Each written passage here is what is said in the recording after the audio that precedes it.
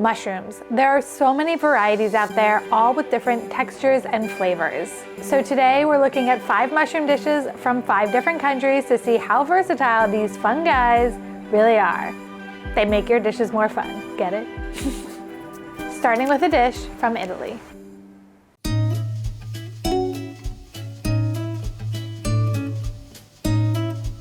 Hi Beryl, hi everyone, this is Davide. As you can hear, I'm Italian from the sunny Amalfi Coast in the south, but I live in Madrid, Spain since 2011. The dish I want to share with you is called Risotto ai Funghi, mushroom risotto. Risotto ai Funghi is comfortable, it's tasty, it's delicious. For this recipe, we're using shiitake mushrooms. These are brown, smaller mushrooms in the grand scheme of mushrooms. They have a mild taste, and we're gonna remove the stems and slice the caps. 200 grams is a lot of mushroom. This will be a very mushroomy risotto. It's the perfect dish for an autumn, winter lunch. And I like preparing this because I like to share with my family, with my friends. Risotto ai funghi basically is a rice cooked with vegetable broth, butter, and much cheese. A lot of mushrooms. I love it.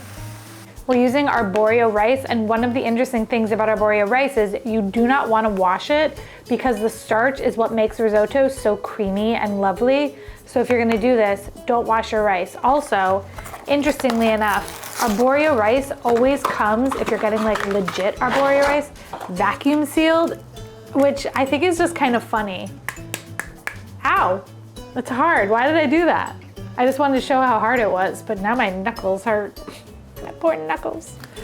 You can use any type of mushroom, but I prefer porcini mushroom because they taste better and stronger, but you can use a shiitake mushroom as well if you want. We're gonna let the wine evaporate completely, so what's left is the flavor of the wine and none of the alcohol content.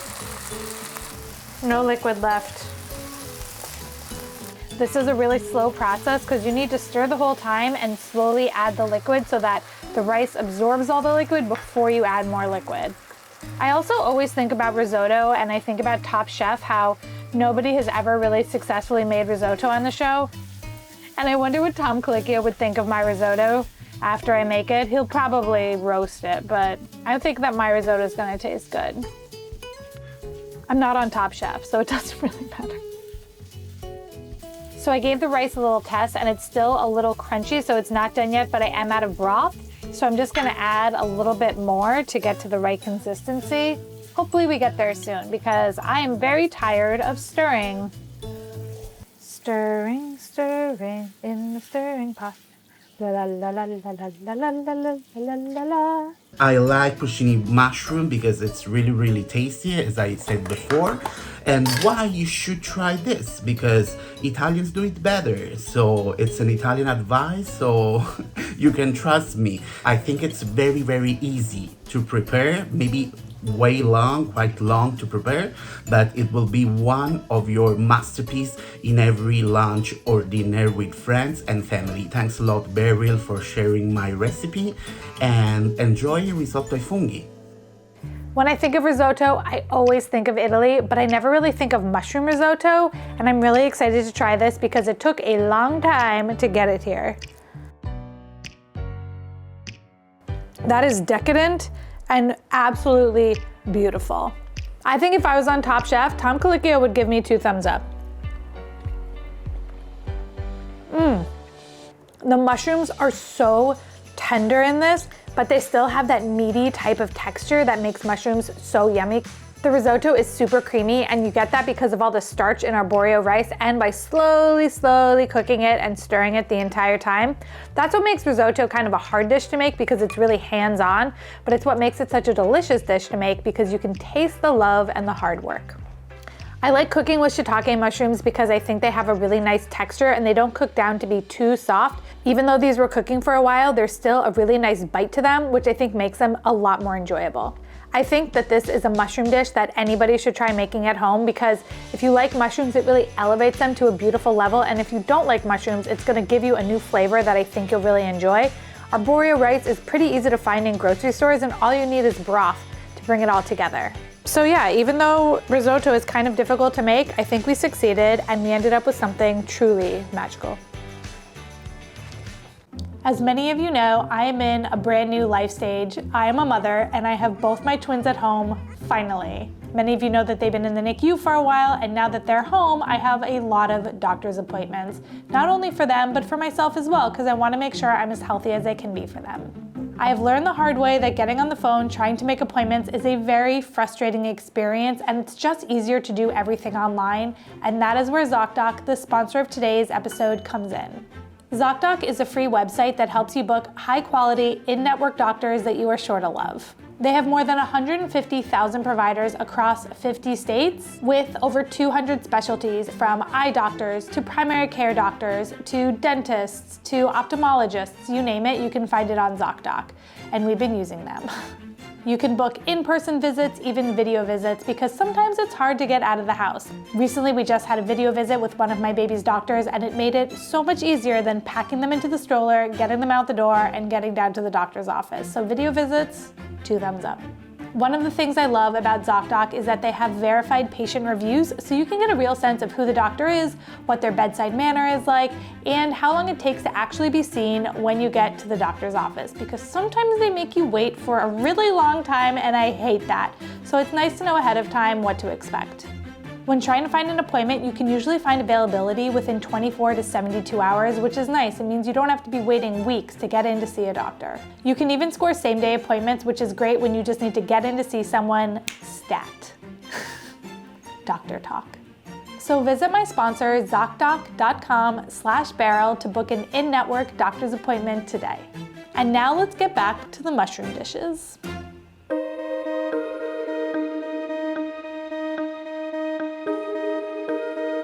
Hello everyone, my name is Sarah and I'm from Tyrol, which is the western part of Austria. The dish I want to share today is called Schwammalgulasch, or mushroom goulash in English. It is a very simple stew made from mixed foraged mushrooms. For this recipe, we're using chanterelles. These are clearly very beautiful mushrooms, but they are $25 a pound here in New York City. So Leigh and I understand why you would forage for them rather than shop for them, but I've never cooked with them before, so I'm really excited. I've had them in restaurant dishes, but they smell so earthy. They're really beautiful. I'm very excited to work with them. That looks like a flower, doesn't it? Yeah. Pretty. Traditionally served with white bread dumplings or just white bread, rye bread or sourdough. Sarah said to use a mix of different forage mushrooms, so we foraged these at the supermarket here in New York City, and we're using crimini mushrooms as well as the chanterelles.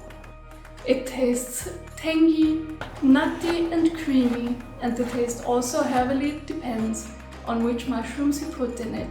It reminds me of the days when we went out foraging as a family when I was a child. And if we found enough mushrooms that day, my dad would cook a big pot of Schwammalgulasch for us to enjoy together. Ooh, mushroom mountain. It is common for families to teach their children early how to properly forage for mushrooms, how to cut them properly, which are edible, which are poisonous, and how much to leave behind for the wildlife or maybe the next people who will come along this trail. This is an Austrian adaptation of the Hungarian dish Goulash, which is a simple beef stew or soup, but there are also adaptations with sausages or sauerkraut. It ties back to the time where Austria and Hungary were ruled under one monarchy. Nowadays it is probably made with only chanterelles, because they are the most simple to forage, but also the most common to find in supermarkets. But you could use whatever you find while foraging, which could be king oyster mushrooms, porcini mushrooms, or milk caps. It stores easily, you can freeze it, and it only gets better when you heat it up. I hope some of you will try it and taste the Austrian cuisine, but you will also taste the Hungarian influences, which still connects us to our neighbors. I hope you enjoy it. Bye! I'd never heard of a mushroom goulash before, but I love the idea of a vegetarian goulash, especially one using fancy mushrooms. I will say before, marjoram is not my favorite herb, so I did a little less than the recipe called for, but it smells pretty strong still of marjoram.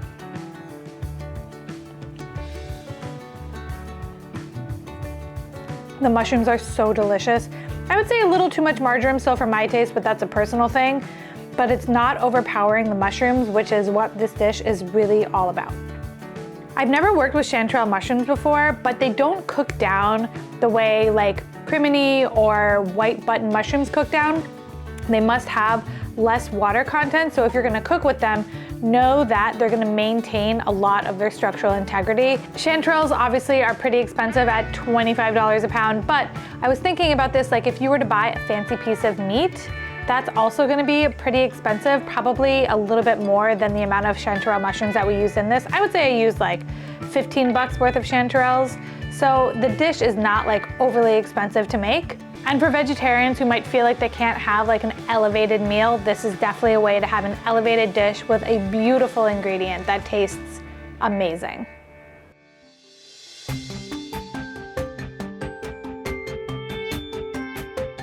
Hi, my name is Charu. I am from India, but I live in Columbus, Indiana, in the US now. I'm talking about a dish called chili mushroom. In Hindi, mushroom would be kum, but honestly, there is no real Hindi name to this because it's more of a Indo-Chinese dish. So the cuisine that the Hakka people shared in the northeastern region of India, including West Bengal, and then shared with the rest of the country, and it just evolved to include mushrooms at some point. By using that chopper, I literally just saved myself like 20 minutes of prep, and it's all the same size and it looks really good. And it smells really gingery and nice, and I didn't have to chop a million little things. Technology! Chili mushroom borrows flavors from both Indian as well as Chinese influences. So the Chinese ones come in the form of fermented soy sauce, maybe the use of a lot of garlic. We're using white button mushrooms for this recipe, and they're gonna be really good because they are going to absorb all the flavor of the beautiful sauce. The Indian influence comes from all of the green chilies as well as the ginger. It's a really nice dish which you can eat as a starter or an appetizer or even as a main dish with some noodles or rice. And it's just a really nice garlicky, chili, saucy form of battered mushrooms. I really like this dish because the mushrooms, first of all, give you a little bit of meatiness, especially if you're vegetarian. Indo-Chinese is my favorite food. It is so masaledar. I would say some form of chili dishes are popular all over India. So I think originally it started out with chili paneer. Paneer is a form of Indian cheese, or chili chicken. And then eventually, as mushrooms started getting more popular in our diets, those started getting added as well in like the chili sauces. And So we tried to do it the healthy way and air fry it, but it didn't work. Like the flour is just still on there and it didn't work. So I'm gonna deep fry them now. All right, take 2 on these mushrooms. if you do end up making this, you can make the chili sauce and you can add whatever protein you liked. It really is dealer's choice there. Culturally, I feel that this dish really brings together our cuisine and our neighboring country, China's cuisine, and kind of shows you the evolution of how when people migrate, they bring in their dishes and their customs and cultures and mix it or sort of adapt to using local ingredients, sharing it with people that they meet there, and along that journey, things just get transported everywhere. And I think those are like some of the best tales to tell, the culinary journeys. I'm really excited for everyone to try this. We all like Chinese takeout. We like Indian food. Just try the baby, the Indo-Chinese version. I guarantee that you will just love it. And then you'll make all sorts of variations of it with like the other proteins. It's just amazing. Indo-Chinese is definitely one of my favorite parts of Indian cuisine. So when Charu submitted chili mushroom, I was very excited because I've had chili paneer, chili chicken before. I've never had chili mushroom, but I've never tried cooking it at home.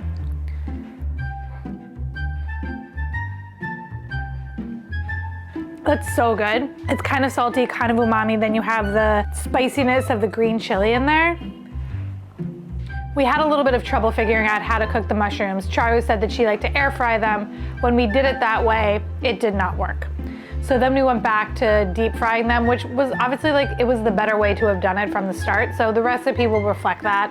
Deep frying can be a little bit scary sometimes, but with the mushrooms, it was really easy. Just they went in, they fried, end of story.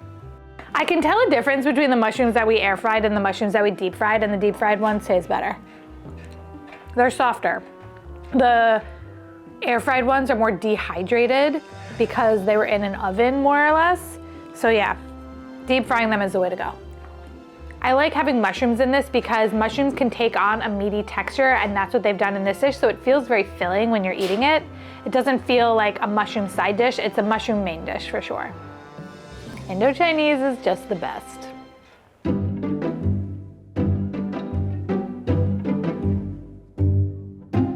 Hi Beryl, hi everyone. My name is Antonina and I live in Gdańsk, Poland. The dish I would like to share with you is Sos Kurkowy, so in English, Chanterelle sauce.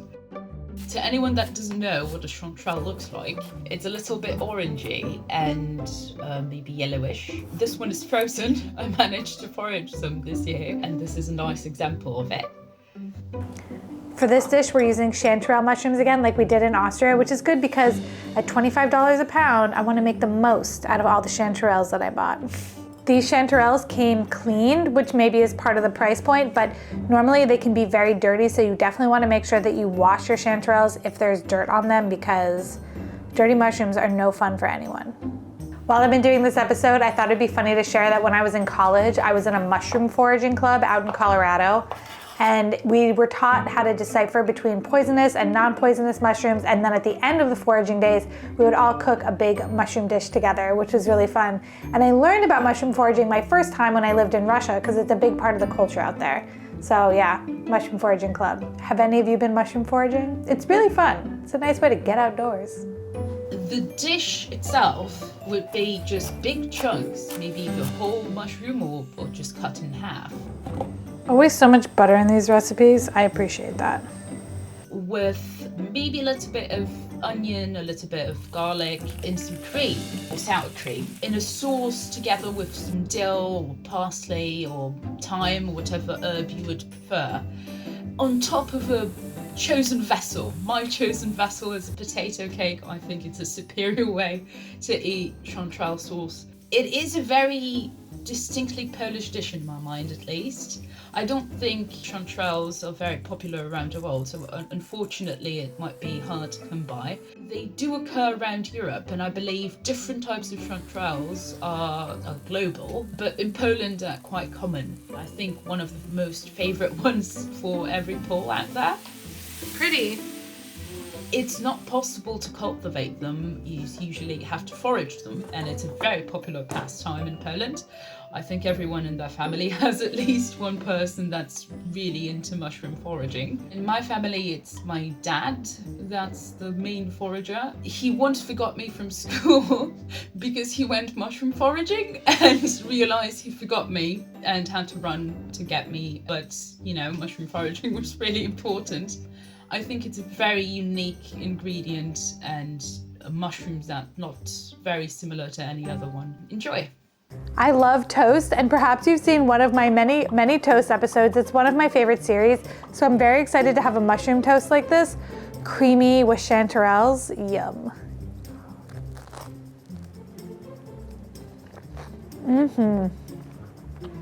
That is so scrumptious. And I feel like scrumptious is the perfect word for this because it's beyond delicious. And scrumptious to me is beyond delicious. I love the mushrooms in this because they're bigger pieces. You definitely get a better taste of them and a better texture bite of them. It's just so delicious, and honestly, you could get away with using any type of mushroom for this. You don't really need to use chanterelles, but I think you want to try to find a mushroom that doesn't have a super high water content so it gets super soft. You want one that's going to have a little bit more structure to it. Antonina said that you can put this on a myriad of different vessels. I decided to go with rye bread because it's one of my favorite breads, but she said that you could use it on hash browns, which I think would be really good. Sourdough bread, another yummy one. It's got like good crunch. As a mushroom dish for this episode, I think it's totally perfect because you can still really taste the mushrooms, and as a toast, delicious, scrumptious.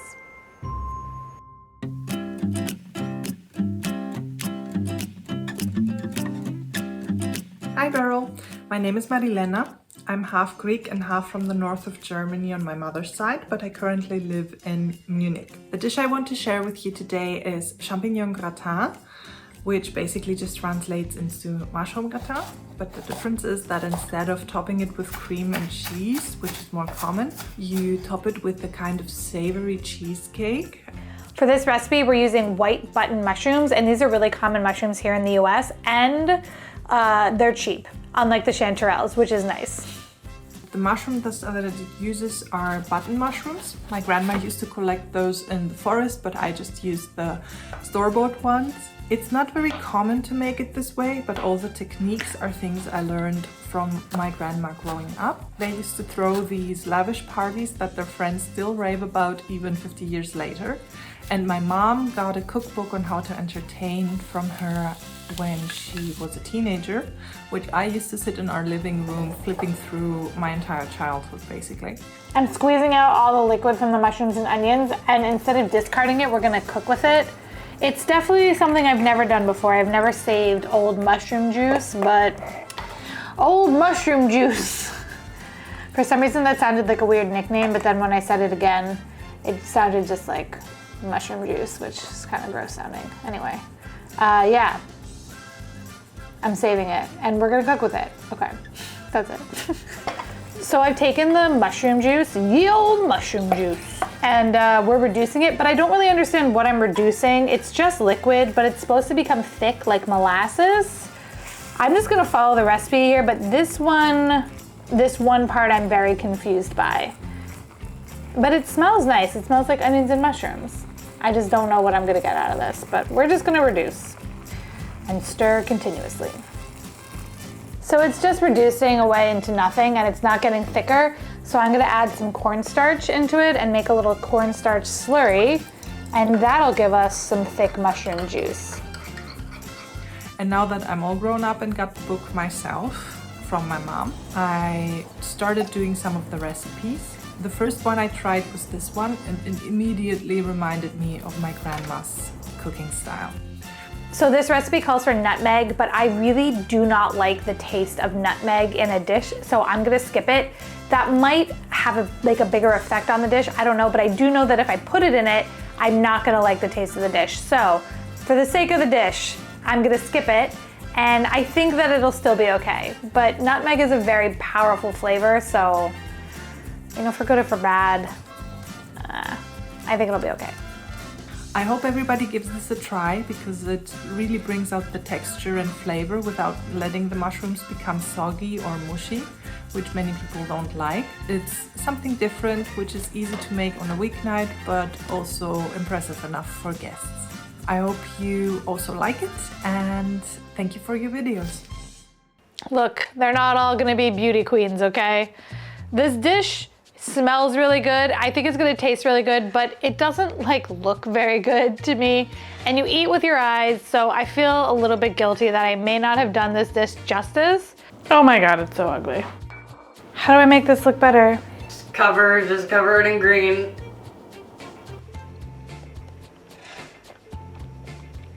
It tastes delicious. Yum. The cheese on top with the mushrooms is such a nice combination. Okay, phew. I was a little worried that she was gonna be ugly and taste bad. Then I would have felt real bad for this dish.